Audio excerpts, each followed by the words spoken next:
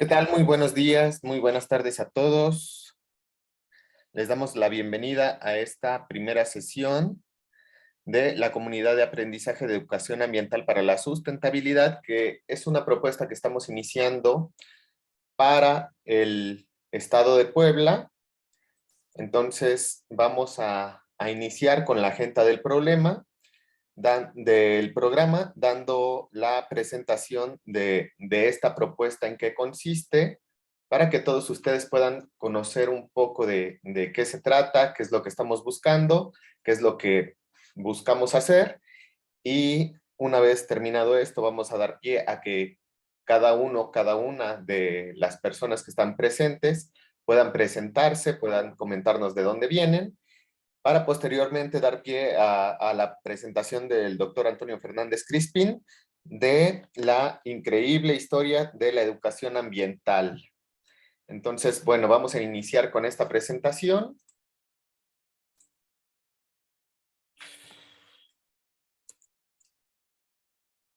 A ver.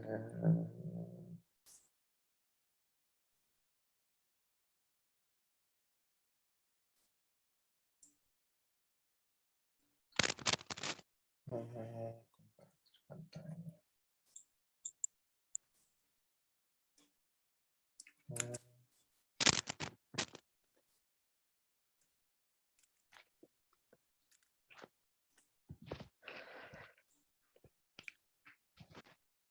Y bueno, esta es la primera sesión.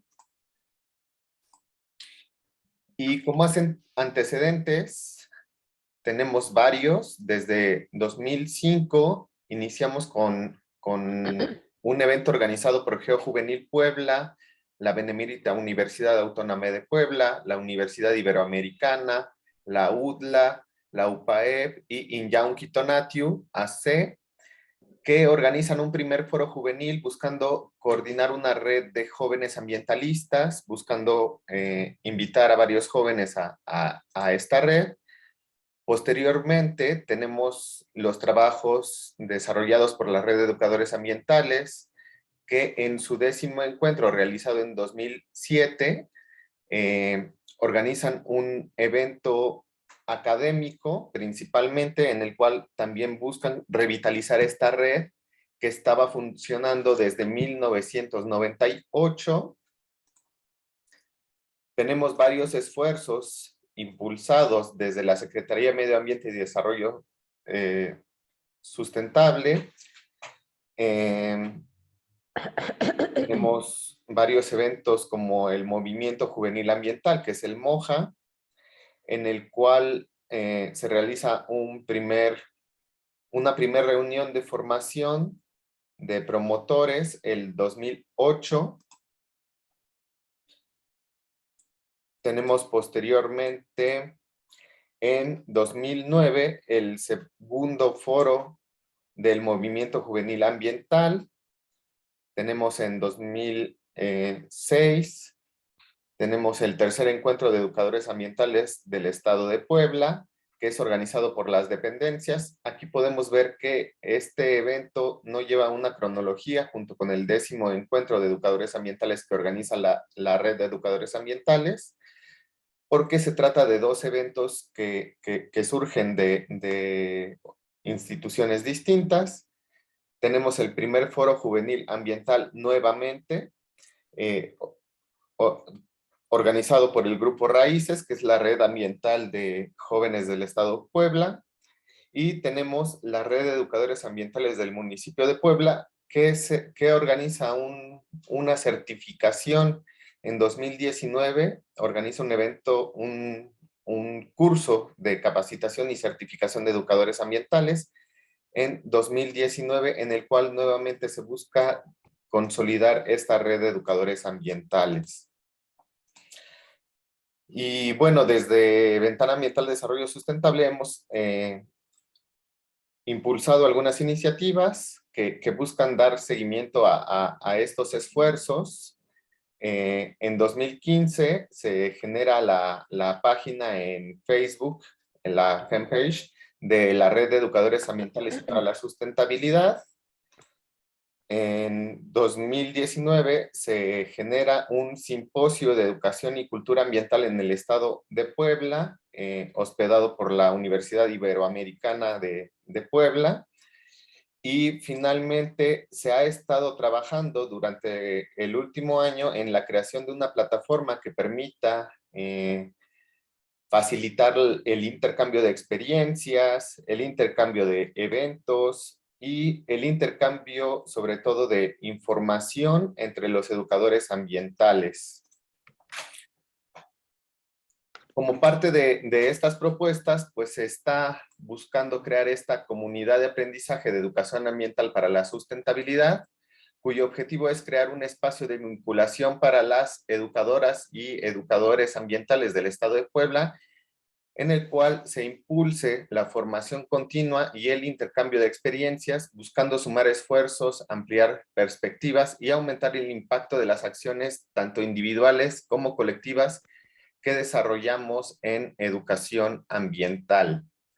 Entonces, este es en sí el objetivo que tienen estos espacios. La idea es que nos conozcamos, que sepamos qué estamos desarrollando, que tengamos un espacio con diferentes invitados en el cual podamos de manera continua formarnos, capacitarnos y también podamos crear esos vínculos que nos permitan colaborar y aumentar el impacto de las acciones que estamos desarrollando. La propuesta pues nos invita a tener una sesión el cuarto miércoles de cada mes a las 6 de la tarde, en la cual podamos tener la siguiente dinámica: una presentación de quiénes estamos reuniéndonos en estas, válgase la redundancia, reuniones, quienes estamos asistiendo a estas reuniones, podamos presentarnos, podamos tener la presentación de experiencias, de qué es lo que estamos realizando, sin forzosamente llegar a una sistematización de la praxis, podamos compartir qué actividades estamos desarrollando en educación ambiental, exposición de algún tema o taller con fines formativos y tengamos un espacio para preguntas, reflexiones, comentarios en el cual podamos interactuar todos. Para garantizar una buena convivencia, pues esperamos que se conecten desde un lugar con condiciones adecuadas, que estén en un lugar propicio para estar presentes en estas actividades, que estén en un lugar cuya red les permita estar y pues también que si van a tener alguna participación, pues no se encuentren en lugares que no sean propicios, ¿no? Entendiéndolo como cada uno pueda entender este comentario. Pedir la palabra, Zoom tiene en la parte inferior, en donde viene la parte de los emojis, viene una opción para levantar la mano. Entonces les pedimos que si quieren tener una participación, pues que lo hagamos mediante la dinámica de levantar la mano mediante la plataforma Zoom. Referirse con respeto a los demás en todo momento, sean los demás quienes están presentes o personas que no estén presentes en este momento.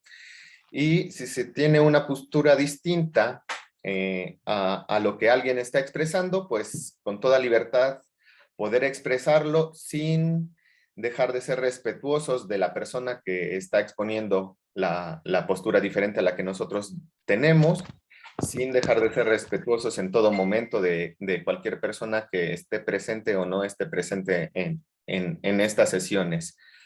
Y refiriéndonos haciéndole énfasis en cuáles son esas diferencias en nuestras posturas para poder tener una discusión dentro de la cordialidad y dentro del respeto en todo momento. Y bueno, esta es la convocatoria para el día de hoy. Entonces, pues dando seguimiento a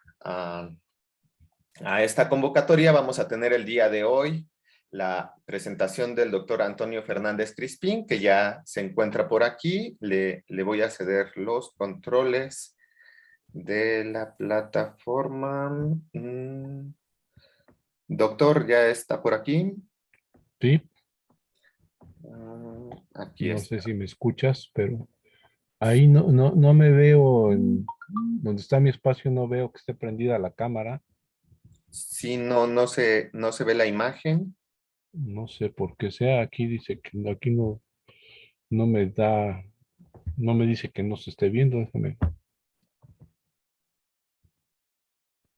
¿Qué hacemos? ¿Me vuelvo a conectar? O, Sí, si gustas, nos volvemos a volverte a conectar para ver si se ajá, habilita la cámara. ujú. Bueno, lo voy a intentar. A ver. De acuerdo.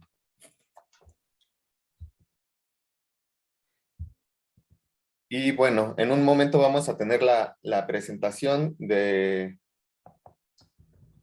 doctor Antonio Fernández Crispín. Él es profesor investigador de la Benemérita Universidad Autónoma de Puebla, dando clases tanto en la Facultad de Ciencias Biológicas como en el Instituto de Investigación Educativa de la Benemérita Universidad Autónoma de Puebla.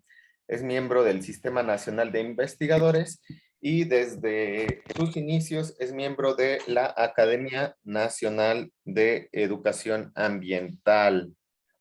Entonces, vamos a ver si ahorita que se conecte nuevamente puede habilitar su cámara para poder dar inicio a esta sesión. Mm,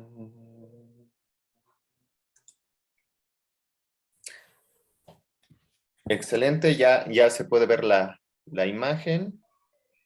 Em, no sé si quieres intentar compartir pantalla. Este, eh, no sé, Raúl, a lo mejor, no sé si sea mejor que te mande la presentación y tú la compartas. Sí, sin ningún problema. A ver, déjame ver. Porque aquí, no, bueno, déjame ver. O sea, a lo mejor se ve mejor si la comparto. A ver, creo que sí se va a poder aquí bien. Sí, ya vemos tu pantalla.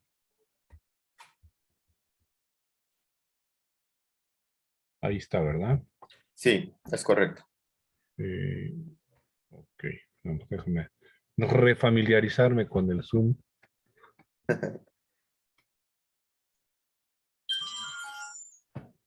y poner la lucecita para que me vean. Lo que no me acuerdo es cómo hacer que no se vea mi cuarto. Puedes apagar la pantalla nuevamente. No, más bien esto de parecer que se vea difuso el fondo. Mm, En la flechita de grabación puedes cambiar la configuración del video. Detener video, espérame. Adelante, adelante. Grabar, permitir que los participantes tomen nota. Ah, bueno, es igual, tampoco creo que me incordie mucho ver mi cuarto, ¿verdad? Adelante. Ok, este, Bueno, a ver, pues entonces te damos la palabra. Iniciamos con tu presentación y muchas gracias por acompañarnos y aceptar la invitación a este espacio que hoy arranca con esta primera sesión. Adelante. eh, que es más o menos como cuánto tiempo estás considerando, Raúl. Pues en la planeación de la sesión acordamos tomar el menor tiempo posible en los demás espacios para dejarte el tiempo libre y que tú puedas hacer disposición Ok, de a lo mejor una hora para presentarnos. vale, muy bien. Bueno, pues pues al contrario, más bien muchas gracias por la invitación, Raúl. Eh, pues es un poco una visión de la educación ambiental desde su historia. Eh, Tratar de contar la historia desde otra perspectiva, no desde la perspectiva oficialista, institucionalizada, y ver si esto nos puede ir permitiendo tener un enfoque distinto sobre lo que es la educación ambiental, ¿no? O si no distinto, pues por lo menos eh, poder eh, profundizar un poco más a lo mejor en lo que, en nuestros referentes sobre lo que es la educación ambiental. Eh, la conferencia está un poco reciclada, la verdad es que tiene que ver con una invitación que en algún momento me hizo Constantino para presentar esto como parte también de su ciclo de conferencias en el Realengo, pero bueno, creo que finalmente tampoco es una versión que esté muy platicada, tiene que ver con también con un encargo que en algún momento me hicieron de la Universidad de Guadalajara en la maestría de Educación Ambiental de hacer una aportación para un libro sobre los paradigmas de la educación ambiental. La verdad es que me clavé tanto en el tema que se me salió de las manos y no me dio tiempo de escribir el capítulo con las dimensiones que se pedían, pero bueno, de alguna manera se fue formando esta presentación que pues presenta lo que les digo, una visión desde la historia de la educación ambiental, ¿no? Entonces, pues tradicionalmente se nos cuenta la historia de la educación ambiental como algo que ocurrió en 1972 o que parte de la conferencia de las Naciones Unidas y la conferencia Tbilisi, y incluso en algún capítulo que escribimos Raúl y yo sobre no me acuerdo qué cosa, planteábamos que la educación, que Tbilisi era el gran hito de la educación ambiental, ¿no? Eh, y en alguna ocasión, también en alguna reunión en Guadalajara, pues comentábamos qué tanto estas conferencias habían impactado sobre nuestra vida y nuestra visión de la educación ambiental. Y francamente yo creo que para muchos de nosotros, eh, quizás excluyendo Tbilisi, ¿no? Pues se convierte en una especie de retahíla y de diapositivas que uno plantea ahí, pero que en el fondo, pues no necesariamente son lo que ha definido nuestra vida como educadores ambientales, ¿no? Eh, bueno, yo aquí en esto de la historia planteé una cosa que me parece muy interesante, ¿no? Se dice que la educación ambiental empieza en Estocolmo en 1972 y este señor Arthur Maurice Lucas en 1972 presenta una de las primeras tesis de doctorado en educación ambiental, donde él ya plantea la historia de la educación ambiental como una historia que ha pasado por varias etapas de la educación en la naturaleza, sobre la naturaleza y para la naturaleza. Esto ha sido una especie de muletilla con la que se empiezan muchos artículos de educación ambiental. Arthur Lucas es australiano, hizo su tesis en Estados Unidos, pero es australiano y el peso que él ha tenido en Australia, pues, se lo pueden imaginar. O sea, es uno de los primeros doctores en educación ambiental a nivel mundial y por lo tanto, pues en su país es una institución, ¿no? Pero fíjense, o sea, estamos diciendo que la educación ambiental empieza en 1972 y en 1972 ya hay una tesis que habla de de la evolución de la educación ambiental que ha pasado por distintas etapas y se presenta la educación ambiental como algo que lleva mucho tiempo, algo que incluso ha evolucionado por tres etapas, ¿no? Entonces hay una contradicción entre lo que se presenta en lo que ocurre en los círculos académicos y lo que ocurre en el discurso de eh, de las grandes conferencias internacionales, ¿no? Eh, quizás una de las cosas que a mí me hizo cuestionarme este enfoque sobre la educación ambiental tan tradicional y contar la historia a partir de la historia de las grandes conferencias, fue una diapositiva que presentó una vez un alumno de Lucy Sabe, que se llama Thierry Pardo, que trabaja, entre otras cosas, en educación. Y él decía, bueno, ¿por qué cuando hablamos de educación ambiental hablamos de Estocolmo y de Río de Janeiro y de Tbilisi y Tesalónica y yo qué sé, pero nunca hablamos de estas cosas, o sea, de cómo los esquimales le enseñan a sus hijos a leer el hielo, a usar el arco, las migraciones de los caribús, ¿no? Todo ese tipo de cosas que, pues de alguna manera es la educación que surge en una cultura este, de cazadores-recolectores como los esquimales, donde todos los aspectos educativos tienen que ver con el medio ambiente, ¿no? Entonces, la educación y la educación ambiental son la misma cosa, no hay una necesidad de distinguir educación ambiental porque la educación es intrínsecamente educación ambiental, ¿no? Entonces, en general, bueno, eh, culturas más arraigadas a la tierra, culturas cazadores-recolectores, pequeños agricultores,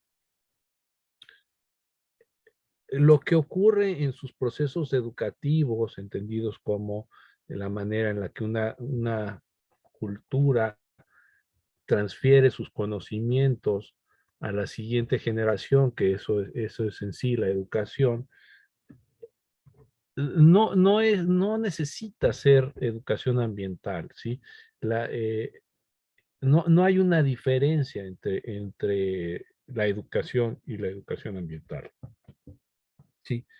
Eh, Sin embargo, bueno, conforme las culturas y las civilizaciones se van desarrollando cada vez más y se van volviendo civilizaciones en el sentido del origen de la palabra de civilización que viene de civitas, que es ciudad, ¿no? Entonces, en el momento en que nos vamos volviendo más civilizados, entre comillas, o sea, más mm, va habiendo este desarrollo más hacia las grandes ciudades, este distanciamiento con el medio natural va siendo cada vez mayor y empieza a perderse esta idea o esta conciencia de que, como decía Juan Pedro Ruiz en algún momento, en realidad las, las ciudades no representan un nuevo modelo de civilización, sino alternativo al mundo rural agrícola, sino que son parte de él. Entonces, es imposible pensar las ciudades sin el desarrollo de la agricultura. Lo que mantiene a las ciudades es que se puede producir cantidades de comida en sobrantes, ¿no? En excedentes que permiten alimentar, la gente del campo puede alimentar a gente que no vive ahí, ¿no? Entonces, esta pérdida de noción eh, de que los alimentos que consumimos, y el agua que consumimos, etcétera, eh, no están ahí porque tú abras la llave o abras el refri, sino que hay un proceso que está detrás. Hay una pérdida de conciencia de esto en la gente que vive en las ciudades, ¿no?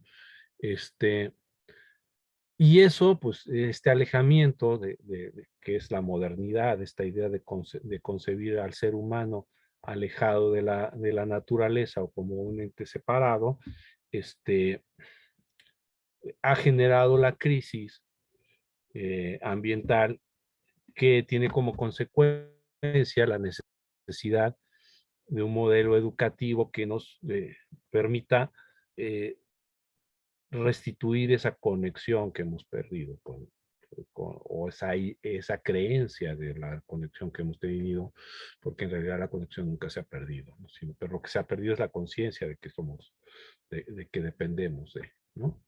Entonces, bueno, tratando de hacer un recorrido hasta lo más alejado posible, eh, en el mundo occidental, civilizado, moderno, ¿no? Eh, pues podemos llegar hasta los griegos, ¿no? Entonces, hay un acto que incluso está aquí presente aquí en varias pinturas del Renacimiento, eh, que es cuando a Sócrates se le condena. Sócrates, digamos, es uno de los grandes fundadores de la educación, y creo que el método socrático de preguntarle a la gente qué piensa y ayudarlos a construir sus propias ideas, este, sigue siendo probablemente el método educativo por excelencia, ¿sí? Eh, Sócrates es condenado a muerte por, por pervertir a las juventudes, ¿no? Por influir en ellos de manera negativa y por enseñarles que los dioses no existen y una serie de cosas que Sócrates no está de acuerdo, pero eh, finalmente como persona institucional que era, y que creía en las leyes y todo esto, acepta que la condena a muerte, y es condenado a muerte por beber un veneno, ¿no? Que en principio es un veneno que genera una muerte muy dulce, muy placentera, sin grandes, que era como una especie de consideración a que era una persona importante, ¿no? Entonces, Sócrates toma la cicuta, que es este veneno, en compañía de sus estudiantes. Algunos de ellos, entre otros me parece que Platón, este, decidieron no asistir porque pues esas cositas les afectaban emocionalmente, ¿no? Pero los que estaban ahí pues decían, pues sí, ¿tú qué crees? Que a nosotros nos encanta estar aquí con nuestro profe viendo cómo se muere. Pues no, ¿verdad? Dentro de esos, uno de los estudiantes de Sócrates, Antístenes, él no tenía derecho a la ciudadanía griega porque su padre no era griego, y y resulta que con todo esto, pues le generó como una especie de desagrado todo lo que era, este, todo lo que era el modelo de civilización griega, ¿no? Entonces, su sociedad, sus leyes, todo y una de las cosas que más le desagradaba era el haber perdido el contacto con la naturaleza. Entonces, Antístenes funda su propia escuela de filosofía, como casi todos o muchos de los estudiantes de Sócrates. Curiosamente, es muy interesante ver cómo cada estudiante va generando su propia escuela, escuelas muy diferentes, y todas tienen un mismo profesor, ¿no? Un mismo maestro, eh, pero bueno, un maestro que los enseñaba no lo que él creía, sino los enseñaba a pensar por sí mismos, y esto hace que es una de las razones por las cuales sus estudiantes forman diferentes escuelas, ¿no? Antístenes se va a un lugar que se llama la Colina del Perro, y ahí forma su escuela. eh, y bueno, a los perros en griego, este, se llaman Quineón, algo así, no me acuerdo bien ahorita el nombre, pero los que tenían que ver con la colina del perro se les llamaba los cínicos, porque la palabra, eh, la raíz cínicos viene de perro, ¿sí?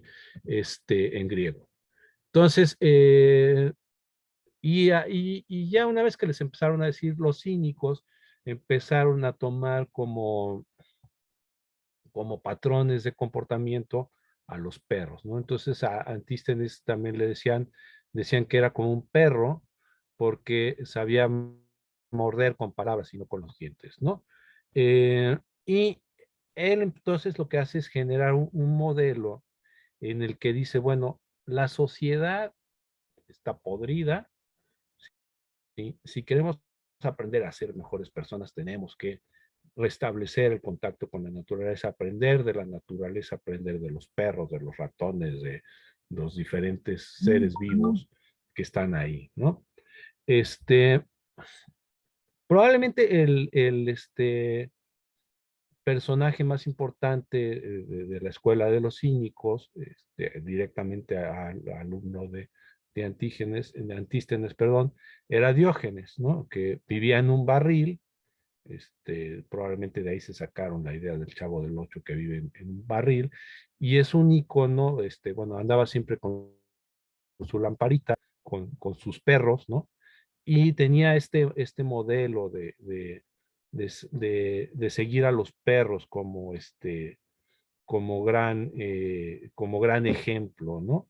Eh, bueno, hay una anécdota de, de Diógenes, que en algún momento Alejandro Magno, el gran conquistador griego, pensó quién puede ser mi mejor maestro en toda Grecia, ¿no? Y dijeron Diógenes, ¿no? Diógenes se va a ser tu gran maestro. Entonces llega Diógenes a platicar Alejandro a platicar con Diógenes, que estaba ahí en su barril con sus perritos y todo esto, y le empieza a echar el rollo, y Diógenes nada más se le ocurre otra cosa que decirle, oye Alejandro, todo eso que me dices de que sea tu maestro está padrísimo, pero te puedes hacer un poquito a la derecha porque me estás tapando el sol, ¿no? Entonces, bueno, con todas las implicaciones que tiene esto, pues finalmente le estaba diciendo al que en ese momento probablemente era el hombre más importante y más poderoso del mundo, no me interesa lo que me tienes que decir, para mí el sol es más importante que tú, ¿no? Eh, Toda esta tradición de vuelta a la naturaleza y de tomar a la naturaleza como una maestra, eh, siguió perdurando, no solo en los griegos, en el Imperio Romano, etcétera. Y cuando, digamos, otro evento que es importante, como elemento fundacional de la educación y de la pedagogía moderna, es el libro de Emilio, o Emil, de Juan Jacobo Rousseau. Eh, Entre sus muchas propuestas pedagógicas, Rousseau plantea la necesidad de que eh, los niños retomen el contacto con la naturaleza, ¿no? Entonces, esta idea de que lo que se plantea Rousseau es que en general las personas somos buenas por naturaleza, pero la sociedad es la que los pervierte. Entonces, para poder rescatar lo puro del ser humano, lo bueno del ser humano, es importante que el ser humano tome a la naturaleza como una maestra. ¿Sí?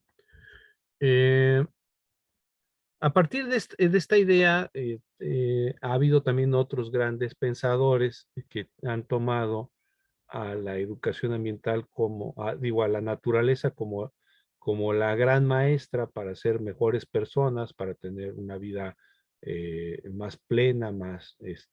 Y uno de ellos, de gran importancia, probablemente sea, o de los más importantes, sea Thoreau, ¿no?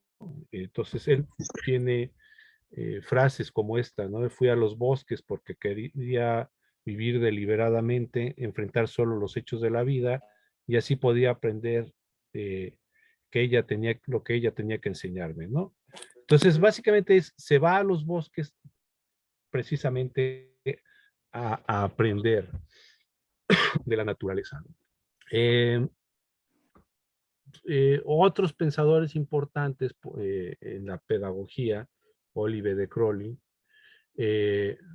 Ovide de Crowley, perdón, eh, plantea lo que los antecedentes de lo que se llama la escuela nueva, que era una escuela activa, y él planteaba que era importante enseñar a partir de los centros y intereses y necesidades principales de las personas.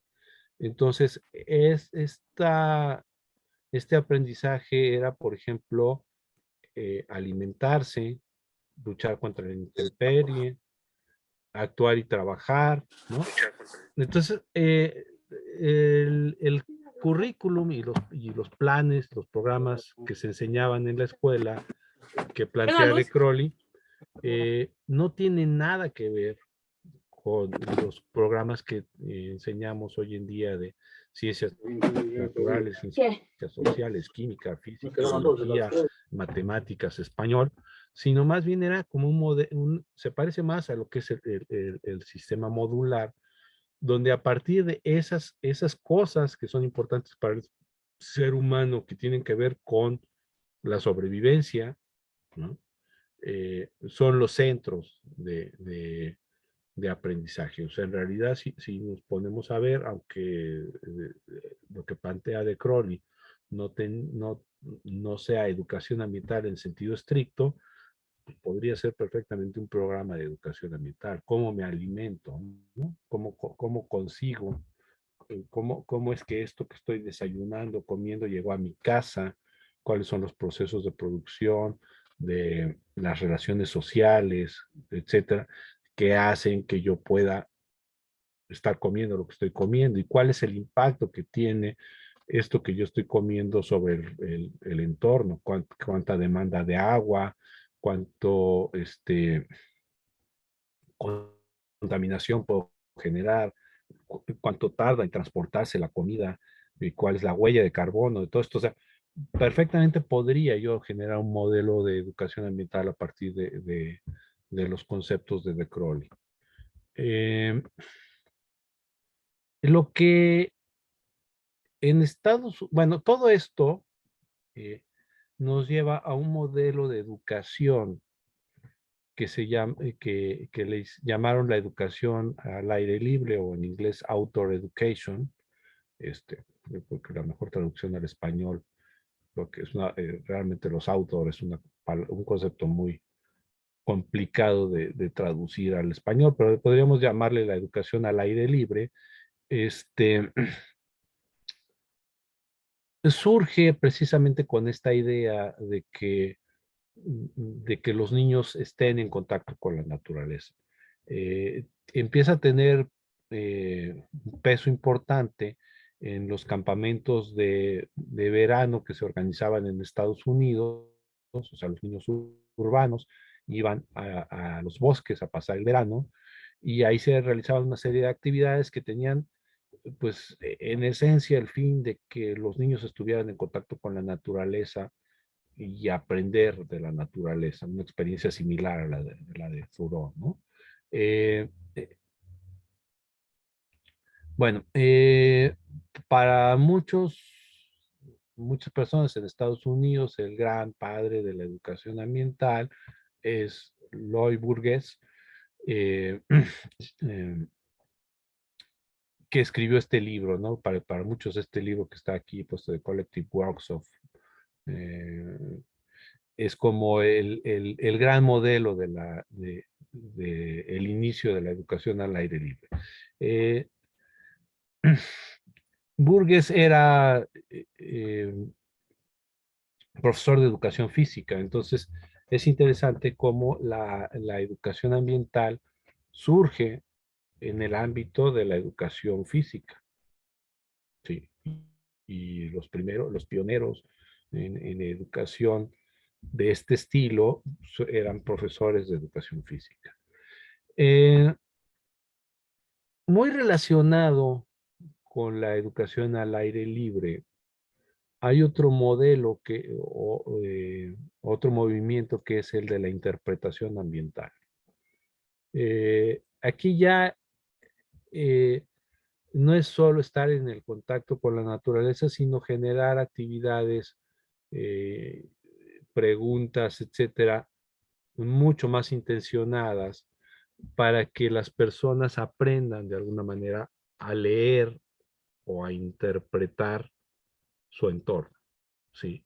Entonces, aquí surgen cosas como este, los senderos interpretativos, los centros de cultura ambiental, todas estas actividades que todavía se siguen haciendo, este, que tienen que ver con senderos que pueden ser guiados, que pueden llevar un guía y que les va haciendo preguntas y va generando una interacción con los visitantes al sitio, o puede ser autodirigido, o sea, puedes tener letreros y todas estas cosas y la gente puede circular a lo mejor por un sendero interpretativo o por un centro de cultura ambiental, un jardín botánico, un zoológico, un museo de sitio, y tener ahí letreros y cosas que le permitan interactuar y hacerse preguntas, etcétera, ¿no? Este, bueno, para muchos también Tillman es uno de los grandes pioneros y de los grandes autores importantes sobre lo que es la interpretación ambiental, y él era periodista.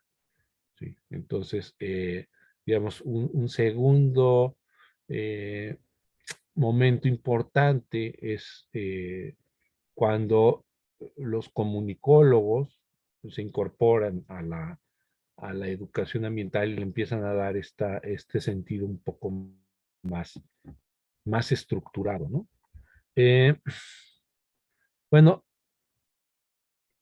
hay un cambio importante. Fíjense, todo esto tiene que ver con lo que Lucas plantea como educación en la naturaleza, ¿sí? Eh, Hay un momento histórico en Estados Unidos donde ya la crisis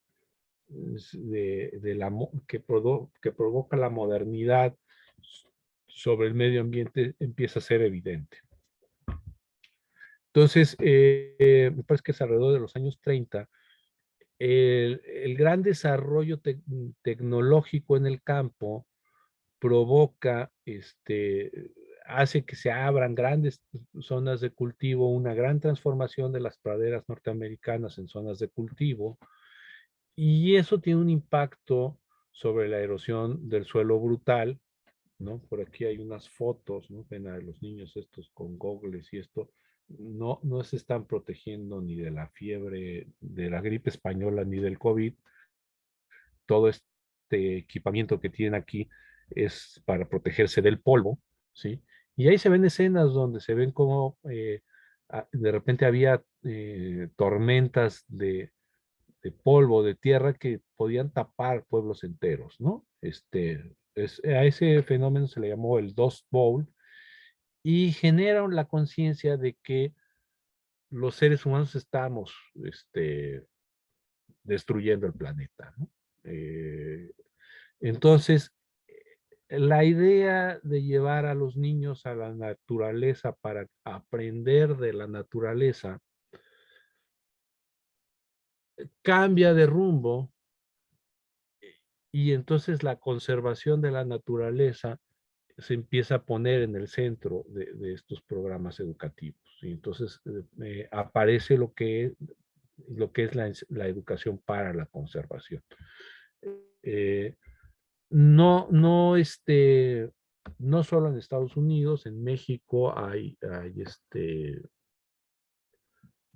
personajes muy importantes que trabajaron en educación para la conservación, también como una toma de conciencia de los grandes impactos que la modernidad estaba causando sobre los ríos, sobre la erosión de los suelos, sobre la caza furtiva, etcétera, ¿no? O sea, esa conciencia, este, Beltrán es uno de los principales promotores de una educación para la conservación, pues surge ya de una idea de que, fíjense, cambia esta idea, ¿no? O sea, eh, digamos, para los educadores anteriores a esta época de la educación para la conservación, asumían que habíamos sido expulsados de la naturaleza y que, digamos, ese podríamos considerarlo como el pecado original, el haber sido expulsados del paraíso por la civilización, y que lo que queríamos hacer era de alguna manera recuperar ese contacto con el paraíso del cual habíamos sido expulsados, ¿no? Pero la idea cambia radicalmente y se plantea en esta frase de Fernando Benítez: nosotros no fuimos expulsados del paraíso, ¿no? Nosotros expulsamos al paraíso, ¿sí? Entonces, somos culpables de esa crisis ambiental y tenemos que educar a la gente para resolver, para conservar ese paraíso perdido, ¿no? Entonces, aquí hay algunos ejemplos de cosas que se hicieron en los años 40 y 50 de educación ambiental, ¿no? Estos, o educación para la conservación, estos folletos, eh, que no encontré, bueno, en internet no están, por cierto, ¿no? Estuve buscándolos desesperadamente y solamente tengo estos dos ejemplares de cómics que hizo Beltrán para, por ejemplo, para tomar conciencia sobre la erosión en la agricultura o sobre el respetar los calendarios cinegéticos, ¿no? Eh, este movimiento va creciendo, sí, y en los 60 pues aparecen libros como este de Los límites del crecimiento o La primavera silenciosa de Rachel Carson, que van generando esta mayor conciencia sobre la necesidad de la conservación, ¿no? Eh, Cosas como, bueno, actualmente, ¿no? El mapa de riesgo ambiental o de justicia ambiental de Martínez Alier, ¿no? Que es una herramienta muy interesante para los educadores ambientales. Todo esto que está aquí, todos esos puntos son conflictos ambientales, ¿no? Y están clasificados sobre qué es el nivel de riesgo, te hablan un poco de la historia, si han sido exitosos, si no han sido exitosos, el nivel de riesgo que corren los activistas ambientales en cada uno de esos movimientos, etcétera, ¿no? Bueno, ahora, el término que se usaba en esos tiempos era educación para la conservación. El surgimiento del concepto de educación ambiental como término eh, está registrado por algunos autores que han hecho un seguimiento del concepto. eh, lo registran por primera vez en 1948 en una reunión de la UICN, ¿sí?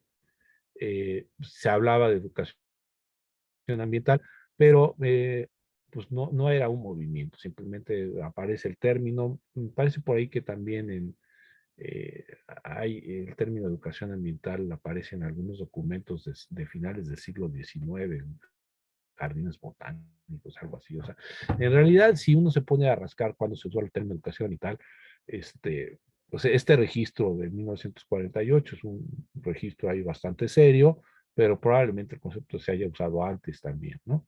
Eh, en la primera publicación donde aparece el término de educación ambiental aparece en 1957. eh, En 1968 se plantea como el gran antecedente de la educación ambiental este artículo del 57. Sin embargo, el autor dijo, bueno, sí lo usé, pero en realidad, pues así como lo que ahorita están planteando, que es la educación ambiental, pues no era mi intención, ¿no? O sea, no era exactamente así, ¿no? Bueno, ya en 1968, el término educación ambiental empieza a aparecer en varios lugares, ¿no? Aparece en el plan de estudios de Suecia, aparece en Gran Bretaña, en el concilio, se hace un concilio para la educación ambiental, hay una conferencia nacional sobre educación ambiental en Nueva Jersey, o sea, se empieza a usar el término, ¿sí? Digamos, de manera ya más masiva, ¿sí? Eh, y en 1969 se reúnen varios académicos y activistas que trabajaban en educación para la conservación, etcétera, en Estados Unidos y fundan una revista que es la revista de educación ambiental, el Journal of Environmental Education. En primer lugar, en un momento se llamaba Environmental Education, después se llama Journal of Environmental Education. Y ahí escriben, junto con Stapp, que era William Stapp, que era el líder de todos ellos, este, hacen esta primera definición de lo que es la educación ambiental, ¿no? Ahí está la definición. La educación ambiental tiene como objetivo producir una ciudadanía conocedora del ambiente biofísico, después le añadieron y social, porque vieron que la definición era inexacta o incompleta, y los problemas ambientales asociados a ellos, y que está preocupado por cómo resolverlos y motivados para su solución, ¿no? Esa es la primera definición de educación ambiental. ¿Qué fue lo que pasó? Básicamente aquí, los educadores para la conservación, que eran básicamente biólogos y que su enfoque era educar sobre la naturaleza y sobre los fenómenos que estaban produciendo la contaminación, pues era una educación muy enfocada a enseñar ecología y a enseñar historia natural, con la idea de que si conocíamos los procesos íbamos a poderlos solucionar, ¿sí? Este, los educadores para la conservación se dan cuenta de que les faltan herramientas pedagógicas y entonces se unen esta comunidad de educadores, se une con los psicólogos educativos y, y ese encuentro entre los educadores para la conservación y los psicólogos educativos generan un nuevo modelo educativo al que le llaman educación ambiental, ¿sí? Entonces, es básicamente la pedagogización de, de la educación para la conservación lo que permite la educación ambiental. Si se fijan un poco la historia, y lo que también quiero ver aquí es cómo eh, ha habido distintas comunidades de educadores, distintas comunidades académicas, que se han ido aliando entre ellas, ¿no? Y que esta idea de la interdisciplinariedad que tenemos de la educación ambiental es producto de esa interacción entre las distintas comunidades. Sí. Básicamente bueno, los psicólogos ambientales ya existían también como un grupo importante, ¿sí? Eh, Todavía siguen existiendo como una comunidad importante, publicando cosas sobre educación ambiental. Sin embargo, ellos eh, no se asumen o muchos de ellos no se asumen como educadores ambientales, aunque sus temas tengan que ver con la educación ambiental, sino como psicólogos ambientales, ¿no? Eh, Esta comunidad se puede trazar, aquí hay algunas revistas, ¿no?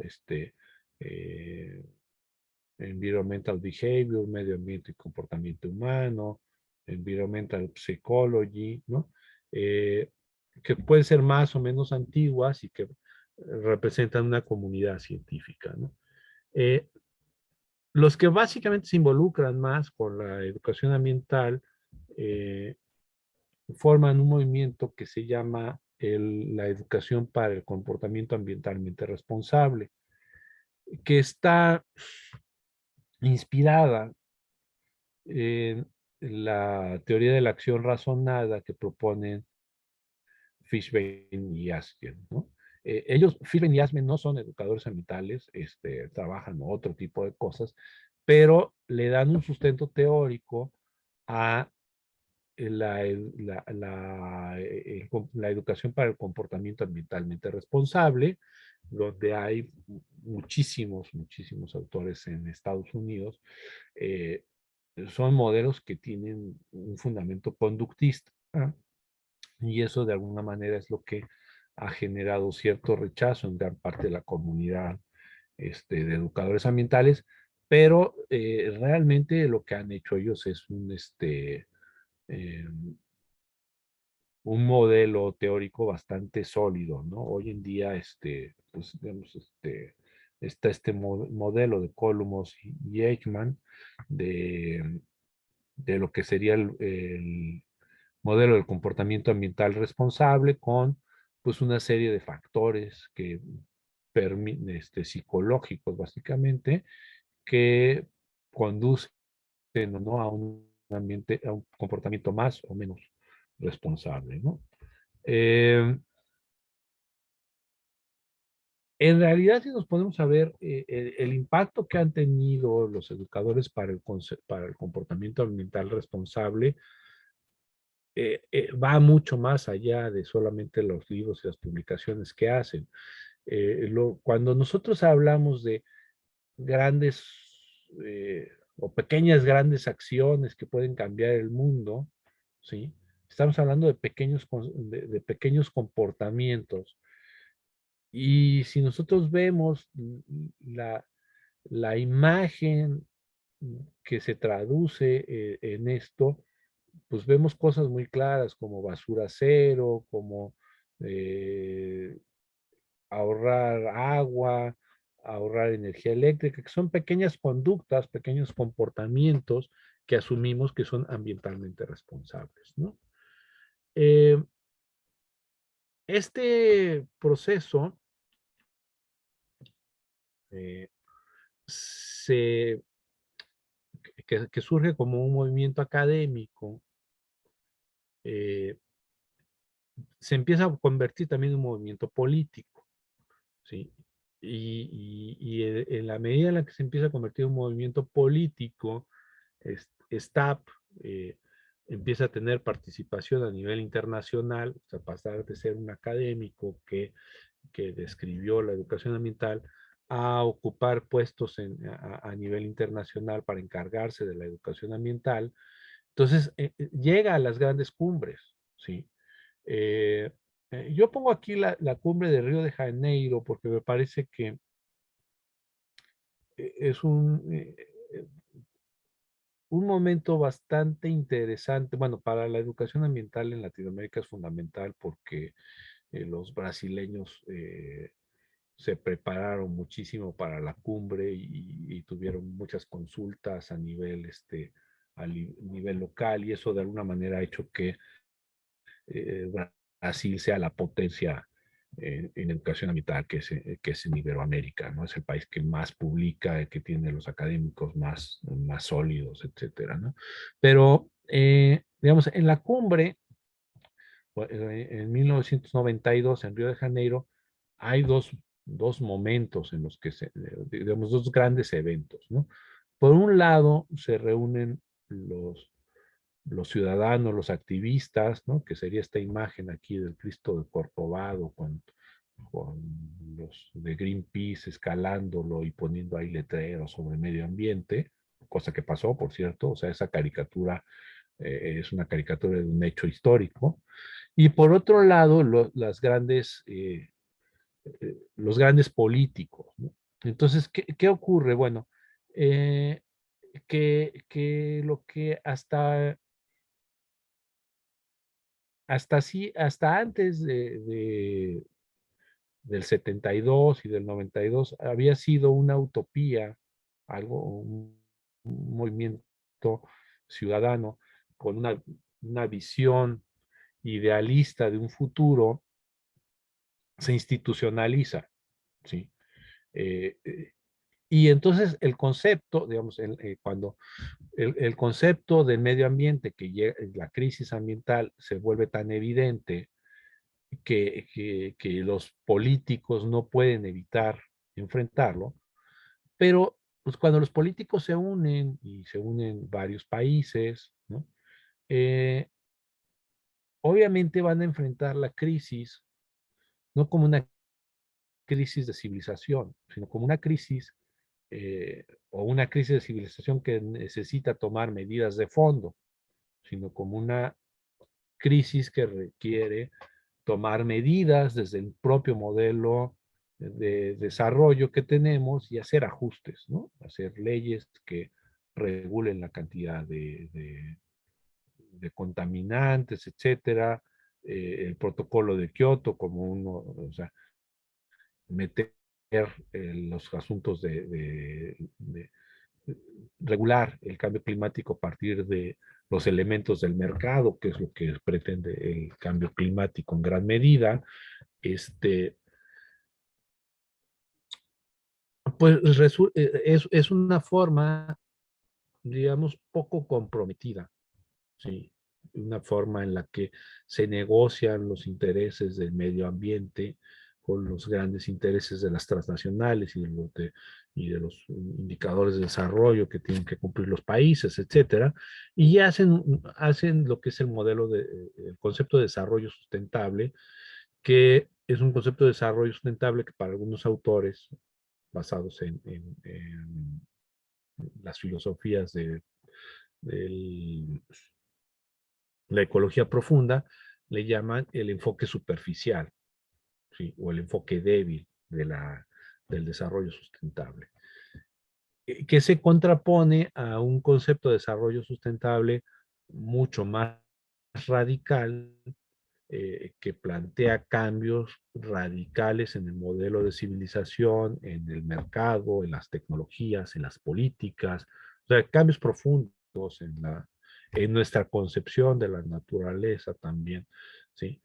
Cambios mucho más profundos a los cuales obviamente los grandes intereses internacionales pues les tienen miedo, no asumen con la responsabilidad eh, que el problema implica. Eh, bueno, aquí algunas de las... Entonces hemos llegado pues, a esta visión que hay de la educación ambiental, ¿no? Que me parece que es interesante que cuando pensamos en educación ambiental, ¿qué pensamos, no? Y estas son algunas de las grandes imágenes de lo que se plantea de la educación ambiental, ¿no? Las triple R, el cambiar los focos antiguos o tradicionales por los focos ahorradores de LED, etcétera, el cortar las cosas estas de los six packs para que las tortugas no se lo, y las aves no se atoren con ellos, eh, el cambio climático como algo que le va a pasar a los osos polares, ¿no? La contaminación como algo que es culpa casi exclusivamente de las industrias, etcétera, ¿no? Bueno, ante este modelo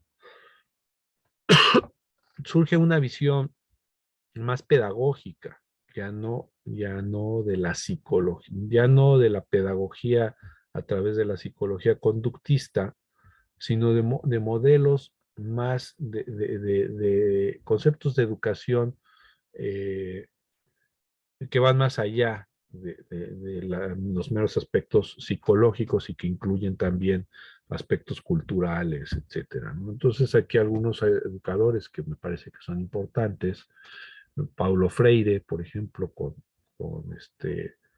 que no es un educador ambiental, pero que sienta las bases para una pedagogía crítica, o Brunner, que tampoco es un educador ambiental, pero que sienta las bases de considerar a la educación como puerta de la cultura, no como solamente transmitir conocimientos, actitudes y valores, sino como una visión mucho más integral de lo que es la educación, o libros como este, son educación, sí, ecológica, y a lo mejor algunos podrían plantear que en ese sentido el libro de Ecología y Escuela es un libro que está más cercano a la educación para la conservación, pero con un enfoque constructivista que le da un sustento pedagógico mucho más sólido a la educación ambiental, ¿no? Entonces, ante los embates de la educación para el desarrollo sustentable, que es la institucionalización de la educación ambiental, surgen movimientos que tratan de rescatar los enfoques de una pedagogía crítica y que podríamos plantear como una educación ambiental con enfoque crítico. Siguen reclamando, entre otras cosas, que el concepto de educación ambiental no sea sustituido por el concepto de educación para la sustentabilidad. Eh, y bueno, pues aquí algunos de los patrones importantes, ¿no? Eh, la importancia también de la educación con un enfoque de cultura, ¿no? Y de rescate de las culturas tradicionales. O sea, aquí, por ejemplo, bueno, ahí está Efraín Hernández X, ¿no? Con su rescate, con su idea de rescatar el conocimiento tradicional sobre el maíz, ¿no? Eh, este mapa de la biodiversidad mexicana que está muy asociado con los pueblos eh, y las culturas más arraigadas, ¿no? O sea, esta relación que existe entre las zonas bien conservadas o mejor conservadas del país con culturas indígenas que viven ahí.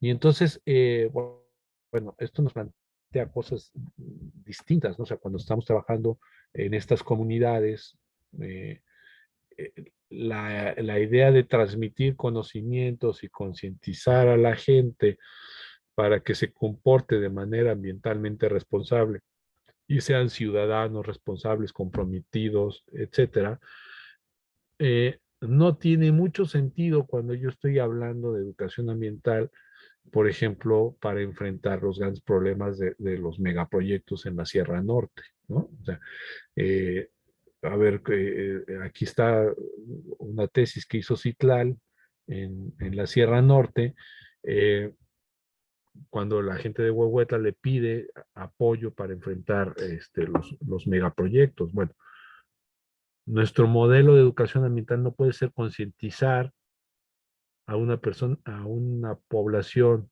que ya está concientizada, eh, ni transmitir conocimientos, actitudes. O sea, nuestro concepto de educación ambiental en estos ámbitos tiene que ser otro concepto radicalmente distinto.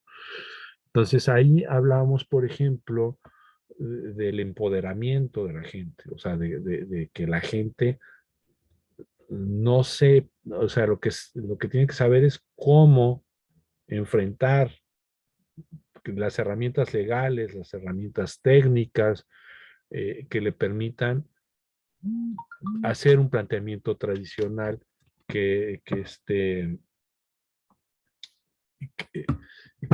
que les permite enfrentar ese problema, ¿no? Ahí, por ejemplo, encontramos que el rescate de las tradiciones podría ser un factor muy importante, sobre todo porque las tradiciones de la religiosidad popular de esas zonas están muy relacionadas con la organización y participación social. Entonces, de la misma manera en la que la gente se organiza para hacer la fiesta del pueblo, del santo patrono, se puede organizar para enfrentar, para hacer un ordenamiento territorial participativo, por ejemplo, ¿no? Y otra cosa que resulta aquí súper importante es el diálogo entre generaciones, ¿no? Eh, Bueno, ¿cómo se va poniendo en escena todas la educación ambiental en México? Bueno, pues eh, tenemos a los grandes congresos, las revistas, los foros, ¿no? Las redes como la que están organizando ustedes, ¿no? Que son los elementos en los que toda esta parte teórica de la educación ambiental se pone en escena y se convierte no en teoría, sino en práctica, ¿no? Eh, Pues actualmente Lucis AV plantea, no sé, creo que son 14 corrientes, una cosa así, que en realidad la gente los ha recitado como, o muchos lo han recitado como si fuera la Biblia. Yo creo que Lucis AV nunca trató de hacer una categorización exhaustiva de los movimientos de educación ambiental, más bien lo que nos quiere dar a entender con ese artículo es la gran diversidad de enfoques que hay hoy en día sobre educación ambiental, ¿no? Que están la humanista, la científica, la sistémica, etcétera, ¿no? Y también dice una cosa que es muy interesante y es que eh, los educadores ambientales brincamos en un trabajo, estamos con un enfoque y ante otro problema en otra comunidad cambiamos radicalmente de enfoque y no parece como ser algo que nos genere mayor dolor de cabeza, o sea, transitamos de un enfoque a otro con bastante facilidad, ¿no? Bueno, los congresos de la educación ambiental y bueno, esto, ¿no? Eh, cambiar este concepto de la educación ambiental en forma no formal y tratar de verla de otra manera, ¿no? Este, Hay una educación escolarizada, ¿no? Aquí, bueno, básicamente lo que son ejemplos mm, más de trabajo con los maestros, ¿no? Y con los educadores ambientales que trabajan en educación formal, más que directamente el trabajo en las escuelas, ¿no?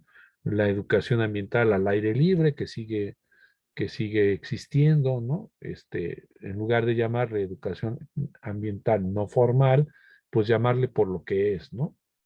Educación al aire libre o en educación en espacios abiertos o yo qué sé, sí, pero no decir que es educación no formal, porque eso le quita seriedad. El mismo nombre como que lo degrada y además pues es la educación ambiental más antigua que ha habido, ¿no? O la educación ambiental en ambientes comunitarios, ¿no? Ese sería otro modelo de educación ambiental. Bueno, entonces como vemos, pues en realidad la educación ambiental tiene diferentes miradas y diferentes enfoques, ¿no? Eh, y, y el gran reto, pues, es entender esta evolución de cómo hemos llegado a un enfoque más crítico o a un enfoque más institucionalizado también, eh, y cómo, pues, de alguna manera yo creo que esta diversidad la podemos ver como un problema o como una riqueza, ¿no? Creo que el gran problema de la crisis de la modernidad es enfrentar, por ejemplo, naturaleza y sociedad como si fueran dos cosas contrarias en lucha, ¿no? Y el gran enfoque es tratar no de ver las diferencias y ver las separaciones como luchas, que incluso la posmodernidad yo creo que lo que nos ha ido llevando es a la superradicalización de estos, de estos opuestos, ¿no? Eh, y más bien ver los polos, como ver como polos complementarios, ¿no? Naturaleza y sociedad son algo que se complementan, ¿no? Y lo mismo pasa con el enfoque de género, etcétera, ¿no? O sea, eh, tratar no de ver las cosas, pues, ciudad, campo, etcétera, como entes opuestos en conflicto, sino tratar de buscar los puntos de comunicación y de complementariedad, ¿no? Ese creo que es uno de los grandes retos de la educación ambiental que todavía está presente y que pues de alguna manera es la tarea que nos queda, ¿no? Y bueno, pues con esto daría gracias y también, bueno, esto para mí es como un modelo de educación ambiental, que por cierto también hoy no solo es el día de la educación ambiental, sino el día del pescador deportivo. Entonces aprovecho esta estaba ahí de colada, pero pues aprovecho para plantearlo como felicitaciones a los que les gusta pescar. Pues creo que dejaría de compartir. No sé, Raúl, ¿tomas tú los controles? Sí, claro. Pues muchas gracias por esta exposición tan completa, tan rica. Vamos a dar lugar a la participación de los participantes, no sin antes pedirles que si tienen a bien llenar el formulario que acabo de compartirles en el chat y en el cual también pueden compartirnos sus intereses en cuanto a que nos contactemos con ustedes o a sus derechos ARCO, y agradeciendo la presencia de personalidades como el biólogo Diego Cervantes, el doctor Eduardo López, pues vamos a dar lugar a la participación. Si gustan pueden levantar la mano en la parte inferior del Zoom, en el área de reacciones, pueden solicitar la palabra. Asimismo, si gustan, pueden, si se les facilita, solicitarla por medio del chat. Y tenemos una primera participación de la bióloga Angélica Santiago. Si quisieras compartirnos tu comentario. Hola, buenas noches a todos. Pues aquí desde Yucatán les mando un saludo. Y bueno, soy originaria de Tenochtitlan. Soy tenosca, vivo pues en Yucatán, pero con el corazón tenosca, ¿no? Quiero compartirles una inquietud porque pues siempre buscamos ver hacia el occidente. La historia está allá en el occidente y hemos olvidado nuestra propia historia. Hemos olvidado que tenemos unas culturas originarias con una gran riqueza en conocimiento biológico y que yo creo que ya es hora que los académicos vuelvan los ojos hacia esta riqueza, que nazcan nuevas propuestas hacia el mundo, porque tenemos mucho que dar, demasiado. Nuestra cultura nos enseña a respetar a los elementos de la naturaleza y a verlos dentro de nosotros. Mientras sigamos viendo al medio ambiente afuera de nosotros, no vamos a hacer ningún cambio radical.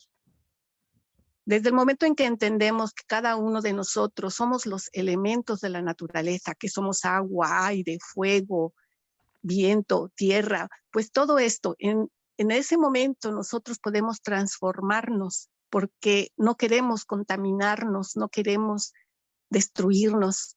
Lo vemos adentro, lo sentimos, pero mientras lo veamos como un objeto, como recurso renovable o la naturaleza por fuera, pues no, siempre va a ser el alejamiento, va a continuar. Entonces creo que tenemos bastante que descubrir hacia el mundo y ya hacer nuevas propuestas. Y bueno, yo también tengo la fortuna de estar en el movimiento de la tradición mexica. Soy primera palabra de enseñanza aquí en Yucatán, de grupo de danza prehispánica. Y eso es lo que también tengo una UMA aquí en Yucatán, donde hacemos precisamente visitas escolares o hasta gratuitas. Busco proyectos para apoyar a los niños de comunidades rurales, donde vienen los niños a aprender precisamente esta parte de la cultura que tenemos. Aquí los mayas tienen una riqueza increíble, donde también nos enseñan que cada piedra tiene espíritu, tiene alma. Y el árbol, por ejemplo, hay que abrazarlo, hay que sentirlo, hay que comunicarnos con él porque es un hermano. Y así con todos los elementos, las plantas, que los animales son nuestros maestros, porque de ellos aprendemos tantas cosas que desconocemos. Pero mientras sigamos viendo hacia esa diferencia tan grande en nuestra mente, creo que primero tenemos que trabajar con nosotros mismos y borrar esta gran brecha que tenemos en nuestra mente de, de que eso es educación ambiental o hacia afuera y voltear hacia nosotros mismos. Primero sentirlo cada uno de nosotros. Y en ese momento podemos transmitir a los demás este sentimiento de respeto, de amor y hasta de veneración hacia nuestro medio ambiente. Pues muchas gracias, hermanitos. Les agradezco a sus corazones la oportunidad de permitirme hablar. Y pues aquí está el Mayab con toda su riqueza, con todos sus tesoros, con toda su magia en los campos, donde puedo constatar que existen muchas cosas increíbles que solo acercándose a la naturaleza podemos experimentar. Tlazocamati, compañeros.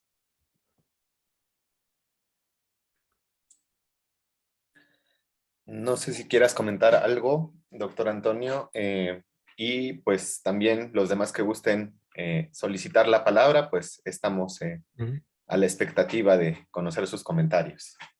Sí, no, muchas gracias.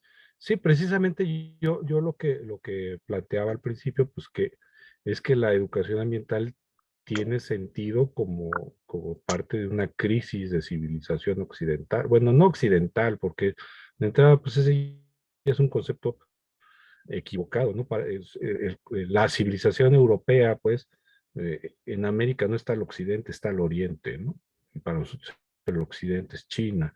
Entonces ya de entrada ahí ya hay un concepto eurocéntrico en el mismo término. Pero sí, efectivamente, o sea, culturas como las esquimales o como nuestras culturas originarias, eh, lo decía al principio, ¿no? La educación no es educación ambiental, la educación eh, es evidentemente ambiental. ¿Sí? Educar es enseñar a la gente a convivir con su entorno, ¿no? Es transmitir esa cultura de relación con el medio ambiente. Entonces, la educación ambiental surge como resultado de una crisis, ¿sí? De una crisis que se ha provocado precisamente por esta visión de la modernidad, de concebirnos como elementos ajenos a la naturaleza y efectivamente cuando estamos trabajando o sea, primero con comunidades originarias, el concepto de educación ambiental no puede ser el mismo, ¿no? Por eso planteamos en Huehuetla, pues, el enfoque era totalmente distinto, ¿no? Es el rescate de esa cultura, de sus tradiciones, de las maneras en las que enfrentan, de las que se organizan, ¿no? O sea, por ejemplo, en la organización social que tienen,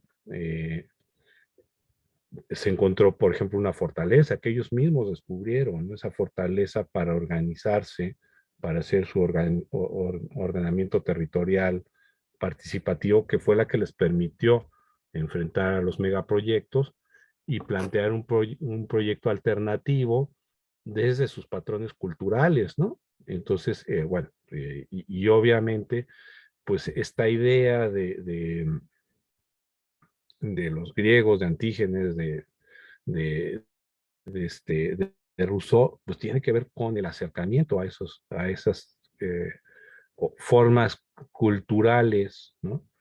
Que no han roto su relación con la naturaleza, ¿no? Entonces el acercamiento con esas culturas es parte de la riqueza, y creo que es una de las riquezas importantes que tenemos en México, ¿no? O sea, por eso está ahí el mapa que les puse sobre la relación entre eh, pues en toda Latinoamérica, bueno, en toda América realmente, ¿no? Hay un mapa, se ve una relación donde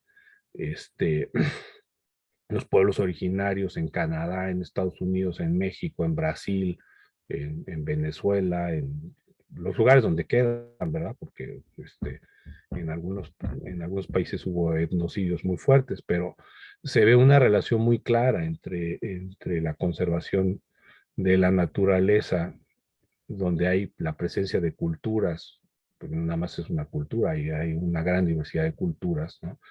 Que no han roto su relación con el entorno, ¿no? Y que tienen culturas mucho más, donde esta relación se ha mantenido, ¿no? Y sí, sí, efectivamente. No sé si hay algunas otras preguntas o comentarios Raúl. Hasta el momento no nos han solicitado la palabra. Diego, no sé si quieras comentarnos algo. Ahí, Por supuesto que sí. adelante. No encuentro la manita, pero gracias por cederme la palabra.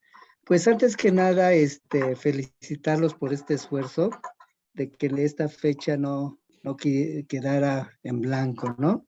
Estas iniciativas que desde diferentes espacios se han venido trabajando a lo largo de los años y quienes hemos tenido la oportunidad de vivirlos, de identificarnos, de sumarnos, pues creo que es algo que reconforta, ¿no?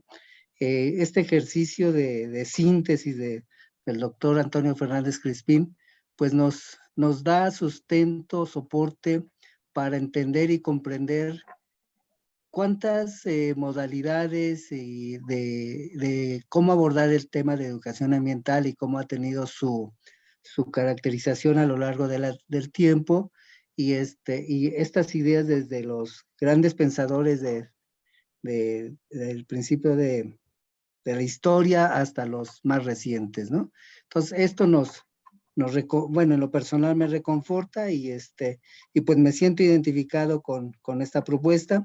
Creo que desde nuestro espacio de colaboración, de contribución, podemos ayudar a construir pues una propuesta de trabajo que responda a las necesidades, intereses y percepciones sociales, ¿no? Sobre todo con esto que nos comentaba Crispín, como lo conocemos la mayor parte de los educadores ambientales aquí en Puebla, pues apostarle al cambio de la forma de actuar y comprometerse con estas necesidades que llevan implícitos acciones de educación ambiental.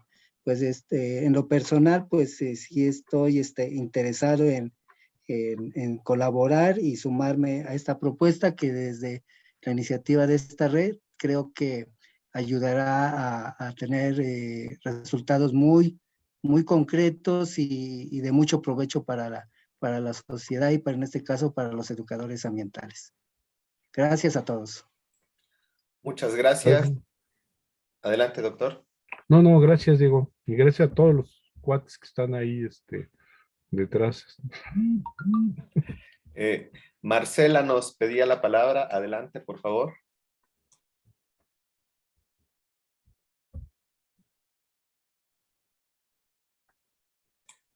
No te escuchamos aún. Si pudieras encender tu audio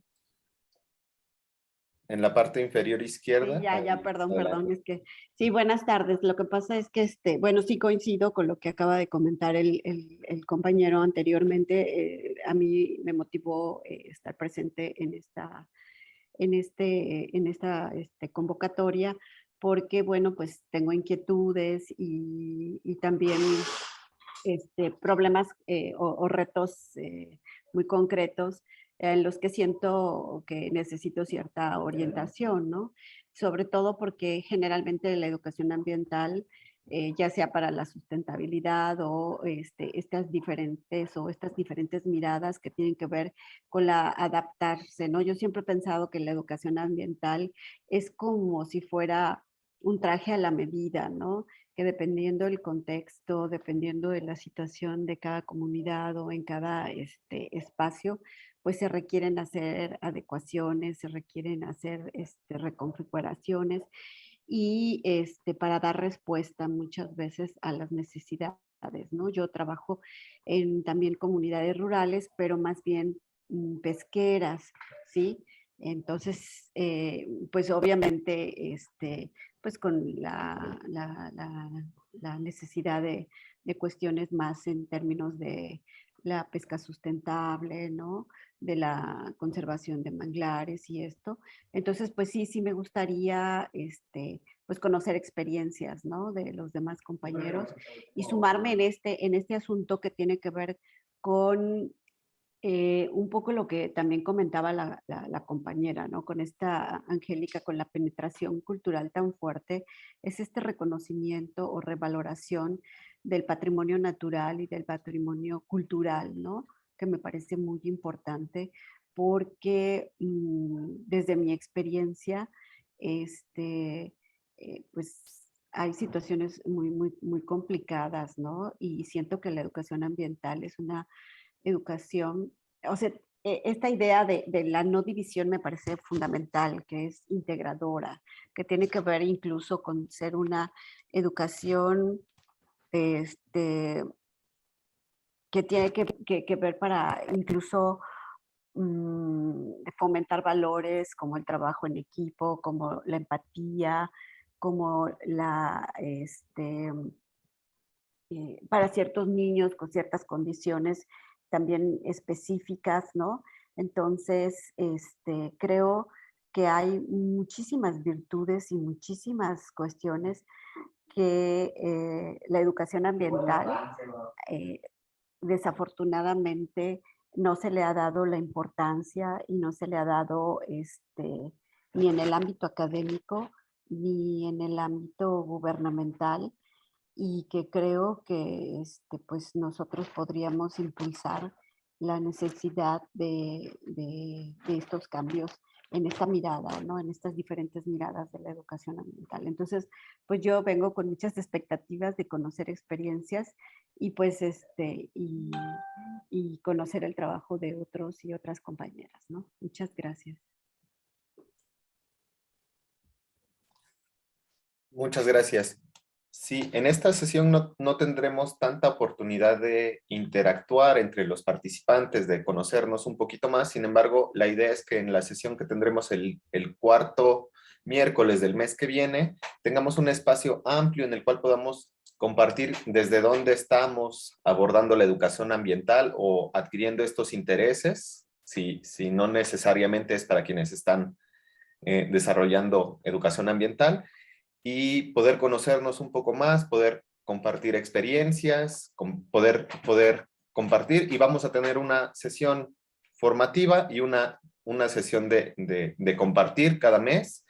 Es como la finalidad de este espacio que hoy se inaugura con la participación del doctor Antonio Fernández Crispín. Y hace un rato vi por ahí que el doctor Eduardo prendía su pantalla, no sé si quiere tener alguna participación o si algún otro de ustedes quisiera tener una participación, pues adelante, en este momento pueden hacerla.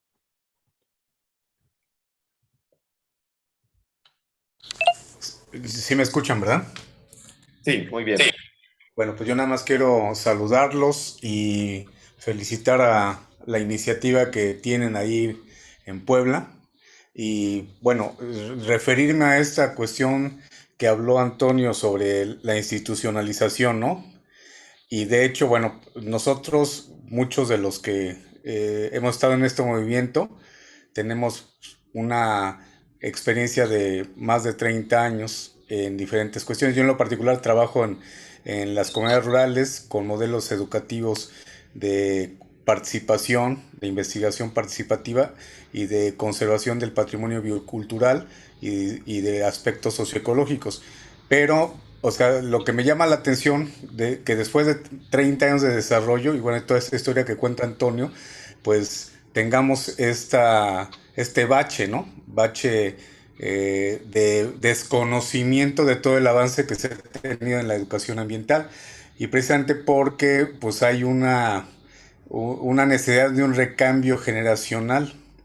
Entonces, en este aspecto, me parece que generar estos nuevos foros, estas nuevas redes con jóvenes como Raúl y como muchos de los que aquí están, Leonor y muchos que he escuchado participar, bueno, pues entonces abrir este marco para que las experiencias se compartan en un aspecto, pues, o sea,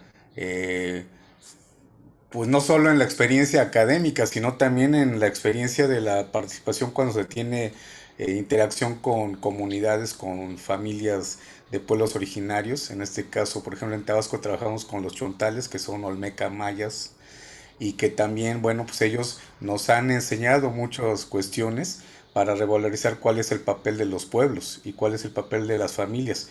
Y en este sentido creo que aquí se abre esa oportunidad de abrir en ese capítulo que hace de la historia Antonio, de la educación ambiental, abrir la historia de lo que han sido los movimientos regionales de educación ambiental. Y me parece que esa historia se tiene que contar, así como se dice en las mañaneras, ¿sí? que es para los jóvenes, que mucha de esa información que se da y se repite es para los jóvenes. Bueno, este tipo de foros debe de hacer esa repetición de las diferentes historias que se han construido en la nación mexicana en la educación ambiental, y vaya que si hay tela de dónde cortar en todo el país. Entonces, bueno, pues desafortunadamente desaparecen instituciones, desaparecen movimientos, pero no desaparecen las universidades, y las universidades son, digamos, digamos, la marmita, ya que mi amigo Antonio está en su papel de Gandalf. Entonces, en la marmita de la educación ambiental que él construye, pues hagamos que esa marmita pues sea una sopa muy productiva y primigenia de un nuevo movimiento de renovación en la educación ambiental. Eso quería comentar y agradecerles su participación a todos y la invitación que nos hicieron para que estar en este foro. Gracias.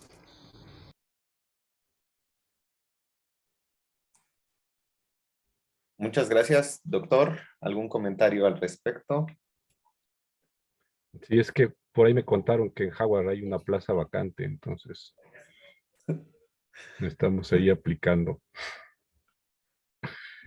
Muy Sí, bien. sí, la historia, bueno, yo te hice aquí una historia, realmente pues es muy sesgada. O sea, habría que ver qué pasa en China, qué pasa en África, qué pasa en Latinoamérica, ¿no? Pero sí, digamos, cuando se tiene que hablar de educación ambiental, pues ya es un síntoma de alerta, ¿no? O sea, cuando tenemos que hablar de enfoque de género, pues es un síntoma de alerta, es cuando el equilibrio se ha perdido, cuando el equilibrio, o sea, a lo que aspiramos en un futuro los educadores ambientales es que no sea necesario hablar de educación ambiental, sino de hablar de educación a secas, ¿no? Este, y bueno, pues para eso nos falta mucho, pero sí, efectivamente, de repente la educación, la historia de la educación ambiental se ha contado desde la institucionalización, ¿no? Y efectivamente, pues ha ido y venido. Hay gente que se ha mantenido ahí al pie del cañón y que siempre ha estado, pero también, pues lo que ha ocurrido en la sociedad civil, en las universidades, pues eh, digamos, es donde se tiene que construir las cosas, porque es lo que no depende de vaivenes políticos, etcétera, ¿no? O sea, lo que tenemos que hacer es construir ciudadanía finalmente, ¿no? Y pues las redes ayudan en eso, ¿no? Y son lo que finalmente va a permitir que esto avance y se mueva, ¿no? Así es. Me recuerda en palabras de Alicia de Alba, cuando dice, si estás en la educación y no estás en la educación ambiental, eso significa no estar en la educación, ¿no? Es decir, no podemos asumirnos como educadores en general si no estamos viendo la educación ambiental como parte de nuestra práctica cotidiana. Pues al parecer ya no hay más participaciones.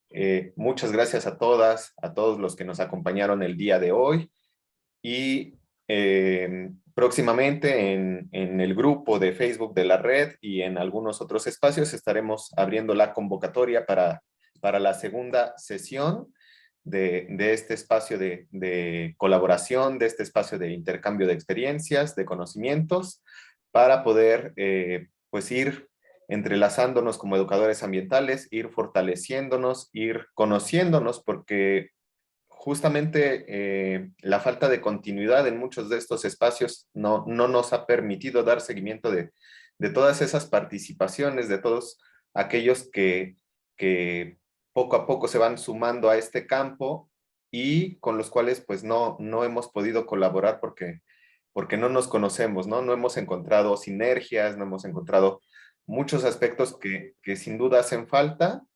Eh, y bueno, yo cierro aquí mi participación. No hay otra participación. No sé si quisieras dar algunas palabras de cierre eh, para que ya pues podamos dar por concluido este espacio. No, pues más bien, ahora sí que tú eres el que lleva la batuta aquí, Raúl. yo solamente agradecer a todos los cuates que veo ahí, un abrazo y bueno, y a los que todavía no nos conocemos, pero pues que también finalmente nos unen intereses comunes, ¿no? Agradecer mucho la presentación y pues eh, pues de alguna manera plantear la necesidad de responder a esta convocatoria que haces, ¿no, Raúl? Que es una convocatoria creo que importante y no perder no quitar el dedo del renglón, de seguir organizándonos en redes y en cosas que nos permitan compartir experiencias, compartir eh, aprendizajes y sobre todo, pues, aliados potenciales en las luchas que cada uno de nosotros tengamos en nuestras propias trincheras, ¿no? Así es, pues muchas gracias. Les comparto nuevamente em, el link para el formato de registro. Muchas gracias a todas, todos los que nos acompañaron y con esto pues damos por terminada esta primera sesión y pues no sin antes agradecerte mucho que nos hayas acompañado y nos hayas compartido todo esto que has rascado en la historia de la educación ambiental. Gracias a ti, Ron, y gracias a todos.